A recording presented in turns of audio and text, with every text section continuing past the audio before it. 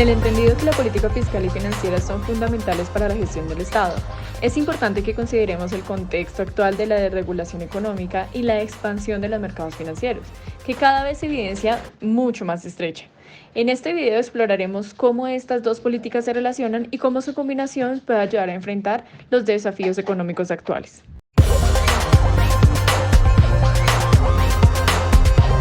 Dentro de las estrategias de los gobiernos podemos ver política expansiva fiscal. Es una estrategia económica del gobierno que busca estimular el crecimiento económico mediante el aumento del gasto público y o la reducción de los impuestos. La política contractiva fiscal es lo contrario, una estrategia económica del gobierno que busca frenar la inflación y controlar el crecimiento económico mediante la disminución del gasto y el aumento de los impuestos. Por otro lado, dentro de las estrategias de la política financiera encontramos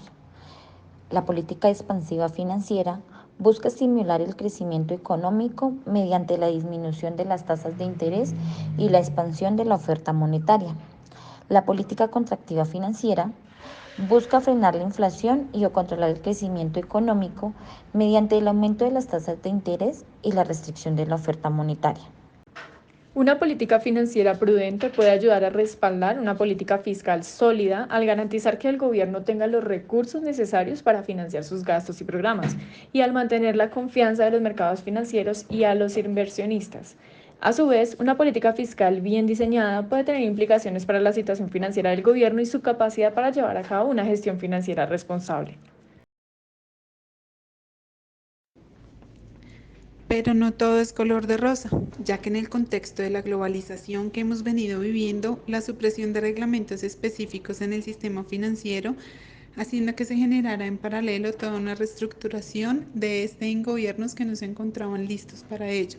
y a su vez generando una ruptura en la actividad de todos los intermediarios, reduciendo la gestión financiera del Estado.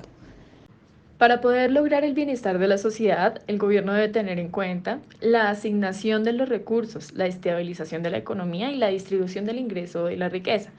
Teniendo en cuenta que los instrumentos de la política fiscal se centran en los impuestos y en los gastos, la política financiera tiene instrumentos que regulan la cantidad de dinero que circula en la economía.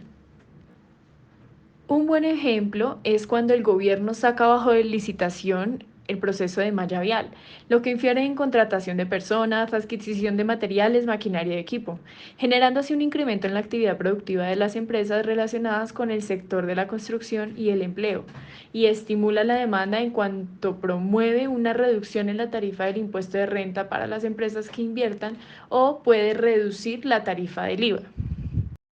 En América Latina, la política fiscal y financiera ha sido fundamental en la lucha contra la pobreza. En países como Brasil, Colombia y Chile, se han implementado programas de transferencias monetarias condicionadas que buscan reducir la desigualdad y promover la inclusión social. Hay que tener cuidado en cuanto a la relación que se pretende dar respecto de la política financiera y la política fiscal.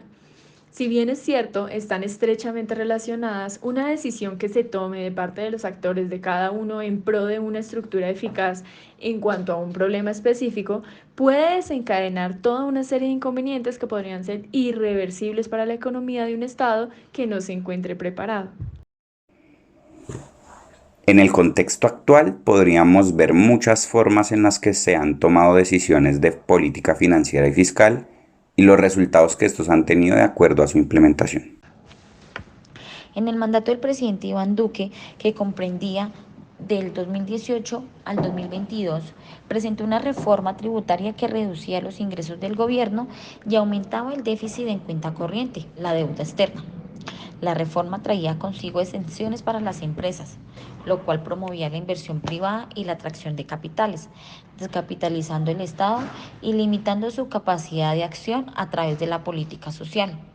El país sufría varias diferencias entre las opiniones políticas y sociales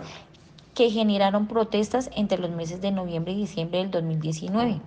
En el periodo presidencial fueron asesinados más de 957 líderes sociales y defensores de derechos humanos. Además, 261 firmantes del acuerdo de paz con la desmovilizada guerrilla de las FARC según cifras del Instituto de Estudios para el Desarrollo y la Paz, INDEPAZ. Por su parte, en América Latina y el Caribe durante el 2021, la política fiscal se caracterizó por una reducción del déficit fiscal producto de un aumento significativo de los ingresos públicos y de la disminución del gasto público que tuvo lugar debido al vencimiento de las medidas de emergencia sanitaria del año 2020 producto de la pandemia COVID-19. El repunte de la reducción tributaria, que alcanzó el nivel más alto de las últimas décadas, reflejó la reactivación de la actividad económica y en algunos países el aumento de los ingresos fiscales provenientes de los recursos naturales no renovables que tuvo lugar gracias a la cotización internacional favorable de las materias primas. Por otro lado, en 2022, la mayor desaceleración del crecimiento debilitaría la recaudación tributaria que en el 2021 había desempeñado un papel central en la reducción del déficit fiscal, mientras que la aceleración de la inflación ha llevado a los bancos centrales a un manejo más restrictivo de la política monetaria. En la Argentina, la política financiera ha sido un tema crítico en los últimos años debido a la alta inflación y a la necesidad de financiar el déficit fiscal. El gobierno ha recurrido a la emisión de deuda pública y a acuerdos con el FMI para obtener financiamiento. Durante la crisis económica en 2001, el gobierno implementó una política expansiva aumentando el gasto público y reduciendo los impuestos para estimular la economía. El gobierno ha utilizado políticas de control de la oferta monetaria para combatir la inflación, aunque estas medidas han generado críticas por su impacto en las actividades económicas.